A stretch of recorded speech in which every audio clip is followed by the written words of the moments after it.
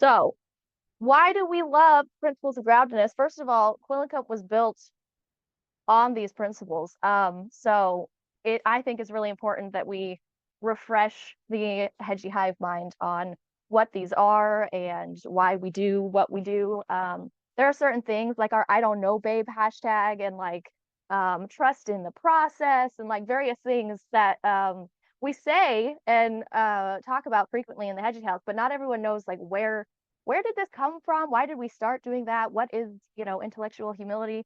So I'm really excited to walk us all through all of these things, and putting these different practices, these principles into practice. It helps the writing life, but it also just helps you as a person, and it will level up your mental health, your physical health, like all the things, which will then infuse your writing life as well. So we love the principles of groundedness here. They are acceptance and presence and patience and vulnerability and deep community and movement. Patience is the hardest one for me, but we'll get into it. So this is basically what it is. I'm going to kind of give a little overview of each of them. I'm not going to do like a deep dive into it, because we would be here for a very long time. There's a lot to talk about. But I am going to give you a little overview of what each of them are. And while I walk through this, I kind of want you all to be thinking about the different ones because we're going to have a week dedicated to each principle. And at the end of this little Zoomness, I am going to ask you to let me know which one you're looking forward to or you think will be like the most helpful for your writing, or even which one you're like, I don't really want to get to that week. This is scary. So at the end of this, after we walk through this, and then Jory will show us the workbook. After that, I will ask you to do a little bit of vulnerability with us, and just let us know what you're looking forward to or nervous about in terms of these different principles of groundedness. So acceptance is the first one, accepting where you are to get where you want to go. Um, this is often the hardest part of getting where we want to go, because you can't chart your path right to your destination if you don't even know where you're starting from. So there is a reason why Brad put this at the beginning, and technically we've moved it around to the end. But in Jory's workbook, which you'll all see shortly, you will have a chance to practice acceptance of where you're starting from in every single week, before we get to the last week where we like really deep dive into it, because acceptance is the foundation for the rest of these principles. You have to be able to accept where you are. And there's a phrase that several of us use here in the Hedging House, which we got from this Principles of Groundedness that Brad Stolberg wrote about, which is, this is what's happening right now, and I'm doing the best that I can. I use this constantly in my daily life. Everything that's happening around me. This week, my car broke down on the highway, and it was just like this is what's happening, and we are doing the best that we can do right now. And it's just it's and it helps to relieve distress, to be self-compassionate first of all, and to let go of the things that you can't control. um so I'm really excited about diving into this, but as I said, it is going to be our last week and we'll just do like little pieces of it as we move forward. Being present, so that you can own your attention and your energy. uh, Very easy to be distracted in the worlds that we live in. There phones, TVs, who knows what. People need your attention. We have busy lives and lots of things that we're trying to do and people to see and social calendars and everything. So it's very, very easy to be distracted and not present in what's happening right here, right now. And there's also a lot of times when we have big goals and things that we're striving for and that we want to do, that we become very focused on like our wishful thinking or where we're hoping we're going to go, and we're not present here on what's happening right now. So it's very important to practice presence and stepping away from, Brad calls it the distraction candy store, by, when you're writing, setting your phone aside and not having it with you so that you can stay present on what you're doing, and that kind of thing. And so it's the idea of like, um, being protective of your attention and what you're focused on, and it, practicing presence, it ensures that you're engaged in what Brad calls meaningful, productive activity instead of thoughtless and inertia-driven productivity. I really, I said you don't have to read the book, but I would love it if everybody read the book because it's really, really good. But you don't have to. We'll have prompts for you and everything. But like, there's so much good stuff that I can't get into right now in this space, and so I just, guys, you got to read the book. Anyway, okay, so patience, being patient, you'll get there faster. The idea of patience is not just sitting back and just doing nothing. It's actually an idea of being persistent, and the idea of like slow and steady wins the race, right? And so when you're working towards a goal, it's normal to want to get it done now. And this, as I said, is the one that I struggle with the most. As soon as I have an idea, I just want it done. I just want to do it. So I have to practice this one intentionally, really, really hard. Um, anyway, but it's not about waiting forever without having results, right? Practicing patience, it's actually about having a thoughtful and steady persistence, and trusting that we can't control everything, right? So the things that we can control, we take steps to control, but the things that we can't control, we have to let go of and trust that they will happen as they should happen.